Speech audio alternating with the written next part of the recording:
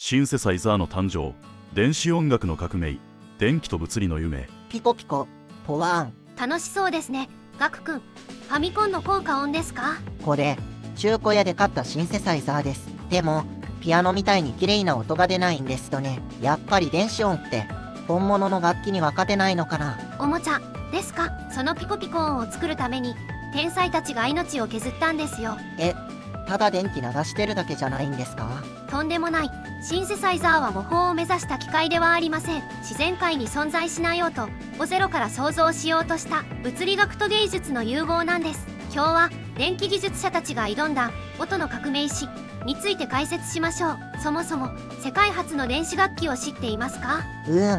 エレキギター。1920年にロシアで発明されたテルミンです。本体に一切触れず空中で手を動かすだけで演奏する不思議な楽器です。あ、見たことあります。手をかざすとヒョロヒョロってなるやつ。あれは物理学のヘテロダイン現象を利用しています。人間の体は電気を通す導体なので、アンテナに近づくと電気が変化します。その微細な電流の変化を音の高さに変換しているんです。もともとは物理学者のレオン・テルミン博士が防犯センサーを作ろうとして失敗し、偶然音が鳴ったのが始まりです。防犯ブザーが楽器になったのか。失敗は成功の母ですね。ちなみにテルミン博士は後にソ連のスパイとして窓ガラスの振動を拾って会話を盗聴する装置も開発しています。音への執着がヤバすぎる。その後1960年代に真の革命が起きます。シンセサイザーの父ロバート・モーグの登場です。彼が作ったモーグシンセサイザーは音を彫刻のように作るシステムでした。彫刻？粘土こねるみたいに？はい、これを現在合成方式と言います。まずオシレーター発信機でウーという無機質な原音を出します。これは粘土の塊です。次にフィルターを使って余計な成分を削り取っていきます。高音を削ればこもった音に、低音を削ればカリカリした音になる。そうやって音色を削り出して最後にアンプで音量を調整するんです。なるほど。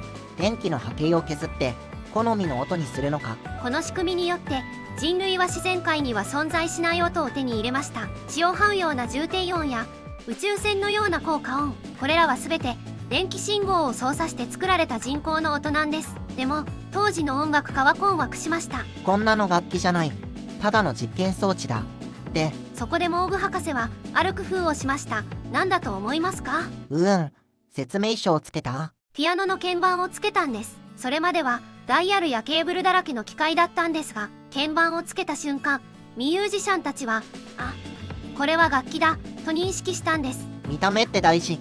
インターフェースの勝利ですね。しかしこれにもう反発した男がいました。アメリカ西海岸のドン・ブクラです。彼はなぜ古いピアノの鍵盤なんてつけるんだ、可能性を狭めるだけだと主張しました。確かに鍵盤があるとついドレミで弾いちゃいますもんね。ブクラは鍵盤の代わりに指の圧力で音が変わるタッチプレートを採用しました。既存の音楽理論から自由になるためにあえて弾きにくくしたんです。東のモーグ商業的な成功と西のブクラ芸術的な実験、この2つの流派の対立がその後の電子音楽を豊かにしていったんですよ。もう一つ軍事技術から生まれた電子音楽があります。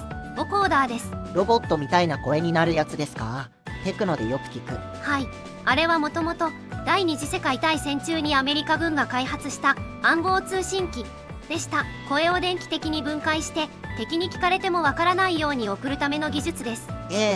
戦争の道具だったんですか？戦後その技術が民間に降りてきてクラフトワークなどの音楽家が使いました。彼らは機械に歌わせることで人間とテクノロジーの融合を表現したんです。暗号機が楽器になって未来を歌うようになったのか。ロマンチックだな。そして1980年代アナログからデジタルへの大転換が起きます。世界で最も売れたシンセサイザーヤマハ DX7 の登場です。これ見たことある。黒くて緑のボタンがいっぱいあるやつ。この機種が革命的だったのは FM 音源という仕組みを採用したことです。 FM ラジオの FM ですか？原理は同じです。ある波を別の波で超高速で揺らすことで複雑な倍音を生み出します。アナログシンセは引き算でしたが FM 音源は足し算のようなものです。それによってアナログでは不可能だった金属的な響きが出せるようになりました。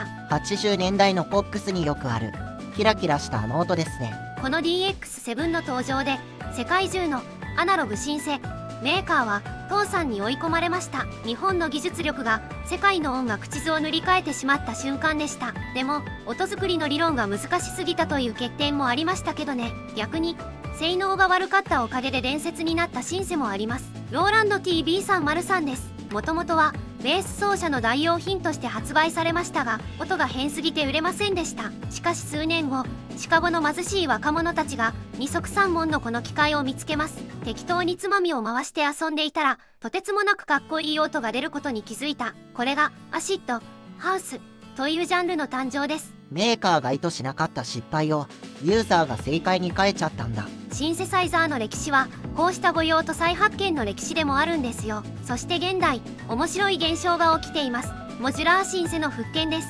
パソコンで何でもできる時代に、あえてケーブルだらけのアナログ機材を使う若者が増えているんです。